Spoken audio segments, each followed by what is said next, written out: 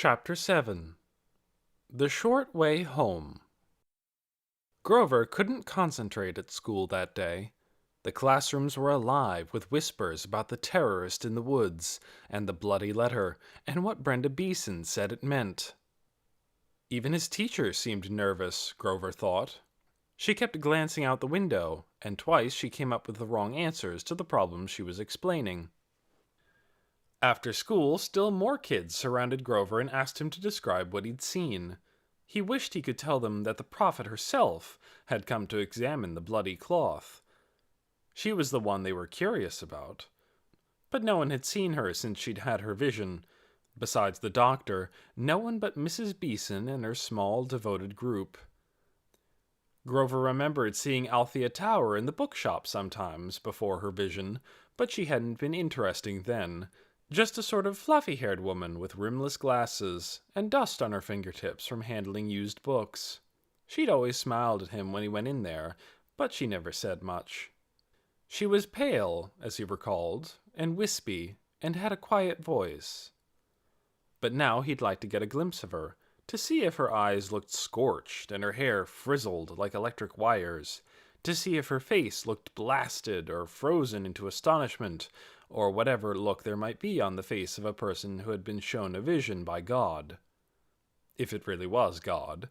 Grover didn't know, and mostly he didn't care, as long as the results didn't affect him.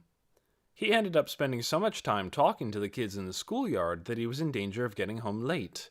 He was supposed to be home by 3:30 to help his grandmother with the kids.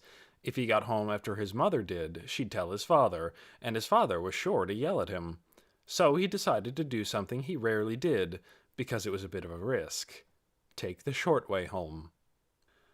The short way home was through Hoyt McCoy's backyard. Actually, backyard was too small a word for it. Hoyt McCoy's house lay within a large and brambly acreage. He had 2 or 3 times more land than most of his neighbors. At the rear part of it, a few slats of the fence had fallen sideways, making a hole big enough for a skinny boy to get through. Grover, holding his schoolbooks close to his chest, was just skinny enough. Crossing Hoyt's yard cut a good 5 minutes off the time it took to get home. Grover knew this because he'd done it a few times before.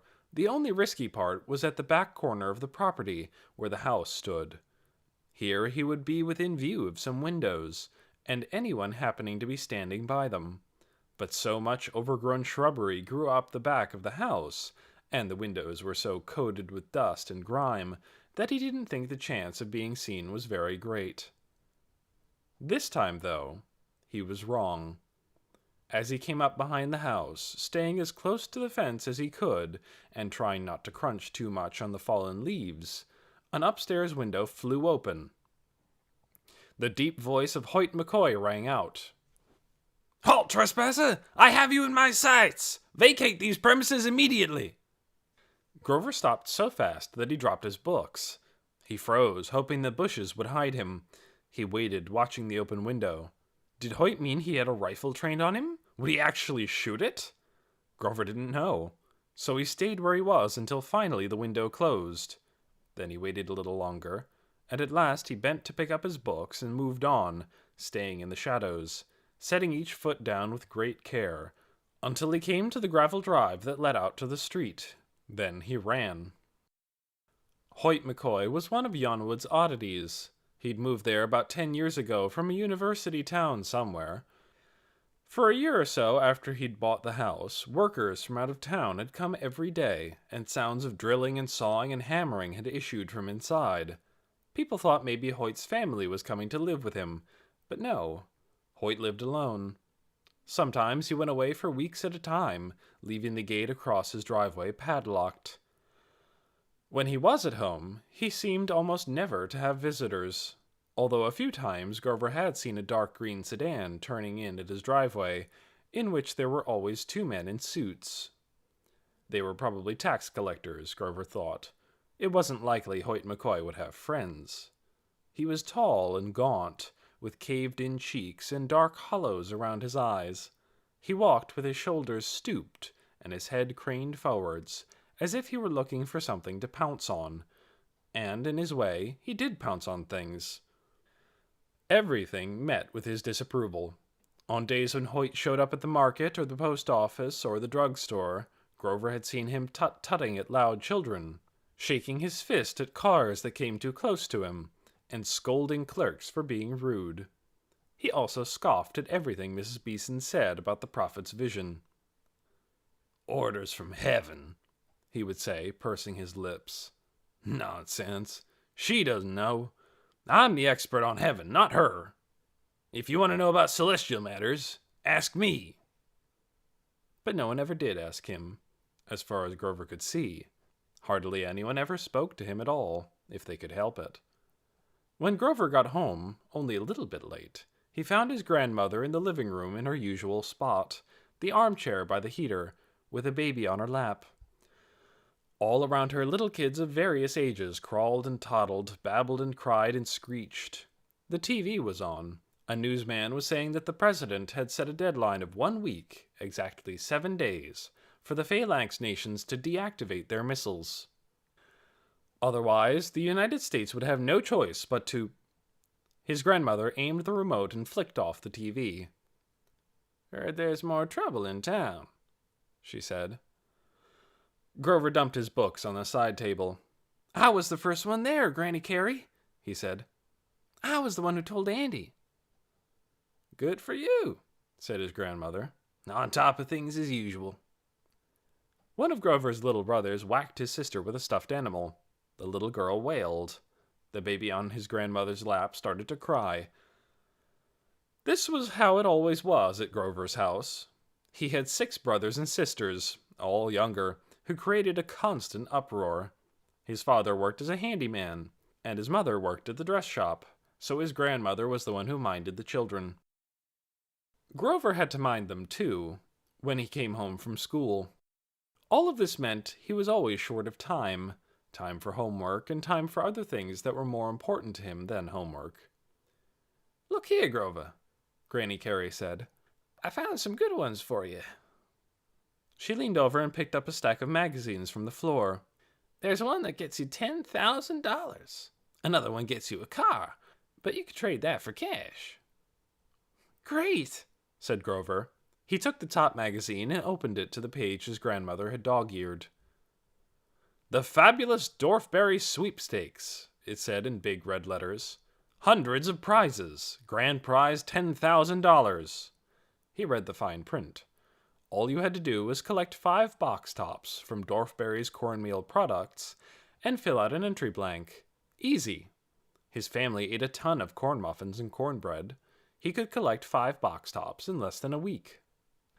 "For this one here," said Granny Carey, opening another magazine, "you have to write a paragraph." She showed it to him. "Why buy Armstrong pickles?" said the ad. "You tell us. 100 words or less." The grand prize was $500, which would be more than enough. "This is good," said Grover, moving the magazines away from the reaching fingers of his littlest brother. "Thanks. I'll probably win a whole lot of these and have money left over. I'll buy you a Cadillac." "You better not," said Granny Carey. "You can buy me some new slippers. These ones are getting worn out." She stuck out her feet, on which she was wearing yellow slippers with duck heads on them. They were a little ragged around the edges. "Okay," said Grover. He'd be happy to buy his grandmother anything she wanted. At 5:30, his mother came home, looking tired and carrying a bag of groceries. "Somebody's lurking around the woods," she said, setting the bag down and taking off her coat. "I know it," said Grover. "Don't you go up there," she said. "You stay around here for a change." She started taking boxes and cans from the bag and putting them away. A little later, Grover's father came home. He came in the back door, leaving his toolbox on the porch. "You hear about the break-in?" he said. "Yes," said everyone. "Gurney and his men ought to get up there in the woods and flush that guy out," said Grover's father. "Take their rifles with them." "Don't talk about rifles," said Grover's mother. "It scares me." His father just shrugged. "Serious times call for serious solutions," he said. "A shield of goodness is better protection," his mother said. "Fine," said his father. You work on being good. I'll keep the gun loaded. It could just be some poor wandering tramp up there, said his grandmother. Trouble is, said his father, we don't know. He could be a tramp. He could be a guy scoping out bomb sites. Do you want to take the risk? Grover noticed a smear of grease on the side of his father's neck. Probably he'd been doing a plumbing job today. He could do just about anything. Plumbing, carpentry, electrical work. He always had a lot of jobs, and he always came home tired and slightly grumpy in the evening. I'm going down to the shed, said Grover. There was still at least half an hour before dinner, and he wanted to use it. Now listen here, said his father. You waste a lot of time fooling around in that shed. What about your homework? Don't tell me that you don't have any. I do, but I can do it later, Grover said. What comes first? Getting ready for your future, or fiddling with your little hobbies? Grover's father put one foot up on a chair and untied his shoe.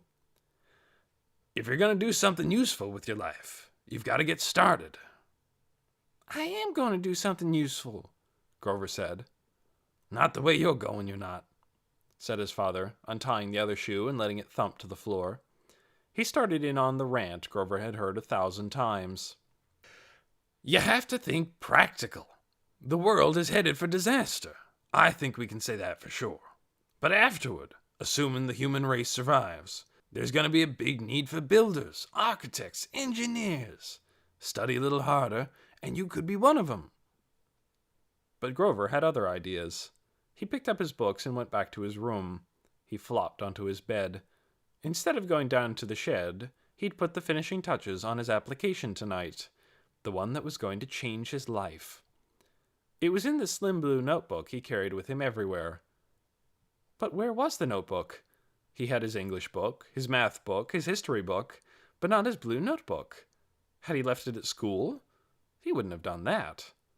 Could he have? A terrible thought struck him. His blue notebook, he suddenly knew, was lying in the weeds behind the horrible house of Hoyt McCoy.